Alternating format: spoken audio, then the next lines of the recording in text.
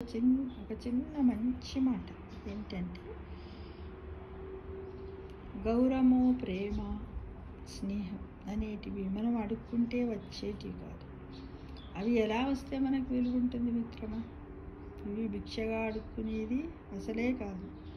మనము నచ్చి, మనల్ని మెచ్చి, వాటంతటవి మన దరికి రావాలి. అప్పుడే మనకు విలువ ఉంటుంది. నిజమైనటువంటి గౌరవ మర్యాదలు, మన కీర్తి ప్రతిష్టలు కూడా పెరుగుతాయి. మరి అలా రావాలంటే మనం ఏం చేయాలి? సొసైటీలో నలుగురితో నోరు మంచిదైతే ఊరు మంచిదవుతుంది అంటారు కదా.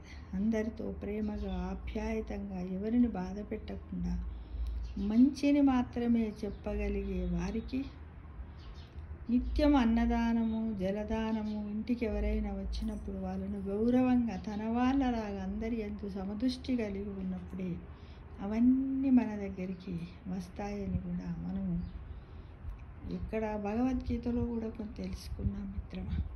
కాబట్టి చీమ నుంచి కొండ వరకు, ఏనుగు, మనిషి అందరి ఎందు సమదృష్టి కలిగి ఉండాలి, అన్ని ప్రాణుల ఎందు కూడా. అప్పుడే మనకు సంఘంలో గౌరవం ఉంటుంది. వాళ్ళకి ఆపదలో ఉన్నప్పుడు సహాయం చెయ్యాలి. అనాథగా ఉన్న వాళ్ళని కూడా మన వాళ్ళే కాదు అని ఒక నిమిషము నీకు ఆర్థికంగా ఉన్నట్టయితే 10 పైసలు సహాయం చేయి, లేకపోతే పనిలో సహాయం చేయి, లేకపోతే మాటలో సహాయం చేయి. ఒకరోజు వాళ్ళకి ఆశ్రయం ఇచ్చి ఒక గ్లాసుడు నీళ్ళు, అదే నీ జీవితానికి మంచి పేరు, కీర్తి ప్రతిష్టలు చెప్తుంది. అప్పుడే మన విలువ కూడా పెరుగుతుంది. గౌరవము, ప్రేమ, స్నేహం అన్ని వాటంతట అవే వస్తాయి.